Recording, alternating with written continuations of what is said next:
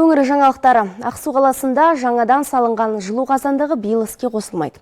Онда жұмыс сапарымен барған облыс әкімі Асайын Байханов қазандықтың қазіргі жағдайымен танысып, қателіктерді түзету керектігін айтты.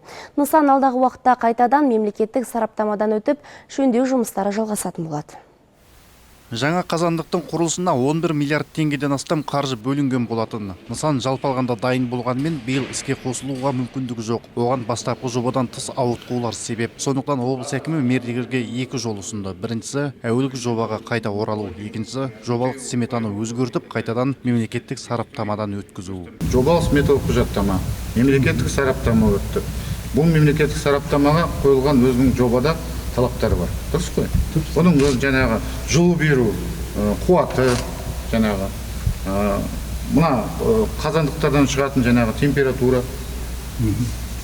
қызуы, судың жаңағы температурасы шығатын.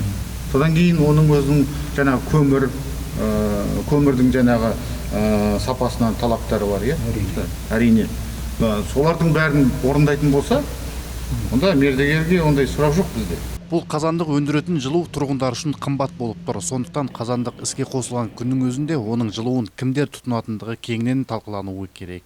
Мүмкін бұл қазандықтағы энергияны тек қана жаңағы заңды тұлғалар ғана береміз. Мысалы, олардың тарифтары үлкен ғой, қайсы болса да предприятияларға, ұжымдарға.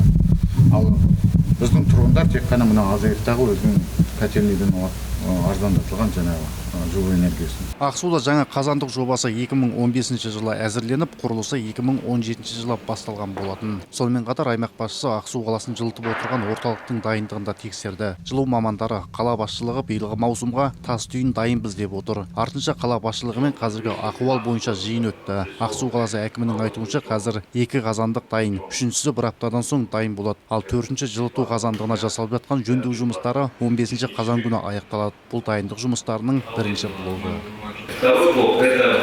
Дайындықтың екінші блогына жылу желілерін жөндеу жұмыстары кіреді. Бұл бағытта біз жол картасын әзірлегенбіз. Тиісті гидравликалық сынақ жұмыстары жүргізіліп, 19 ақау анықталды. Қазіргі таңда оның барлығы қалыпқа келтірілді. Сонымен қатар 5,2 шақырым жылу желісін жөндеп жатырмыз. Қазір 4,8 шақырым аяқталды. Қалған 400 метр осы аптада аяқталады. Ал Ақсу қаласындағы 264 көпқабатты үйдің барлығы жылыту маусымына дайын. Тиісті тексерулер жүргізіліп, шаралар қолданылған. Жанасыл Серікбол, Айбек Ғазиз, Ертіс ақпарат, Ақсу қаласынан.